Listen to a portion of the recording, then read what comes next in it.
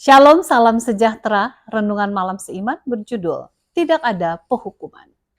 Sebab Allah mengutus anaknya ke dalam dunia bukan untuk menghakimi dunia, melainkan untuk menyelamatkannya oleh dia. Yohanes 3 ayat 17.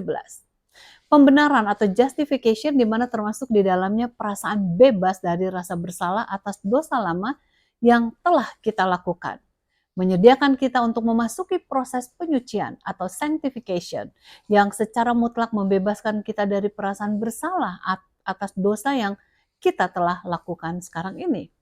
Kalau kita tidak mengerti secara jelas mengenai pembenaran atau justification, maka kita akan bingung juga untuk mengerti mengenai penyucian atau sanctification. Agar kita dapat menerima kuasa Tuhan untuk melawan dosa kita sekarang ini, maka kita harus terlebih dahulu mengerti bahwa Tuhan tidak lagi menghukumkan dosa yang kita lakukan pada masa yang lalu.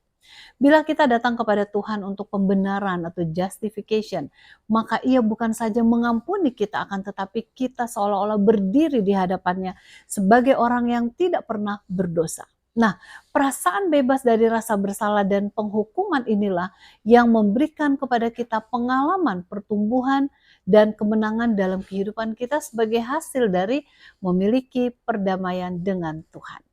Dalam buku Step to Christ halaman 49, paragraf pertama disebutkan tentang kegagalan dan perasaan putus asa dalam kehidupan. Kemudian disebutkan adalah damai yang engkau butuhkan.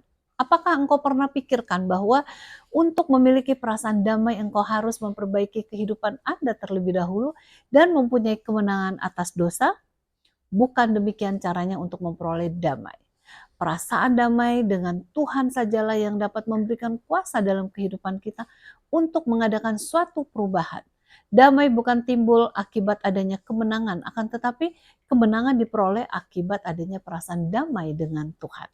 Kita tetap akan melakukan dosa dan mengalami kegagalan bila ada perasaan ditolak oleh Tuhan.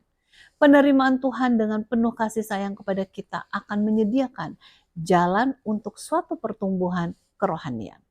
Setan telah berulang-ulang kali menang dengan membawa pemimpin keagamaan untuk percaya bahwa bila mereka gagal atau jatuh, maka Tuhan akan menghukumkan mereka. Tetapi Roma 8 menyebutkan bahwa Tuhan sajalah yang membenarkan kita. Jadi siapakah yang selalu menyalahkan kita? Hanyalah setan. Yohanes 3 ayat 16 adalah ayat yang terkenal, tetapi apakah Anda telah mempelajari apa yang tertulis lebih lanjut dalam ayat inti kita di atas yang terdapat dalam Yohanes 3 ayat 17? Sebab Allah mengutus anaknya ke dalam dunia bukan untuk menghakimi dunia, melainkan untuk menyelamatkannya oleh dia. Apakah Anda pernah dengar diskusi mengenai manakah yang lebih penting, pembenaran atau justification, atau penyucian atau sanctification? Sungguh suatu pertanyaan yang tidak masuk akal. Keduanya sama penting, sebab penyucian atau sanctification harus berdasarkan pembenaran atau justification. Pertanyaan yang ditanyakan itu sama saja seperti pertanyaan, manakah yang lebih penting untuk menikah atau tetap menikah? Keduanya sama penting, dan masing-masing ada alasannya sehingga dianggap penting.